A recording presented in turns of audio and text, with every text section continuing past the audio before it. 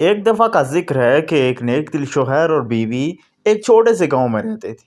وہ دونوں ایک دوسرے سے بے حد محبت کرتے اور خوشحال زندگی گزار رہے تھے، مگر ان کی زندگی میں سب سے بڑا مسئلہ غربت تھی۔ شوہر ایک مزدور تھا اور بیوی سادگی سے گھر سنبھالتی تھی۔ ایک دن شوہر نے فیصلہ کیا کہ وہ اپنے حالات بدلنے کے لیے شہر جائے گا اور وہاں کام تلاش کرے گا۔ بیوی نے شوہر کو دعاؤں کے ساتھ رخصت کیا اور وعدہ لیا کہ وہ ایمانداری اور سچائی کے ساتھ اپنی محنت جاری رکھے گا۔ شوہر نے بھی وعدہ کیا کہ وہ کبھی جھوٹ، دھوکہ یا حرام کمائی کا سہارا نہیں لے گا۔ کئی مہینوں کی محنت کے بعد شوہر نے کچھ پیسے جمع کر لیے اور گھر واپسی کی تیاری کی، لیکن راستے میں اسے ایک بزرگ ملے جنہوں نے اسے 3 نصیحتیں کی۔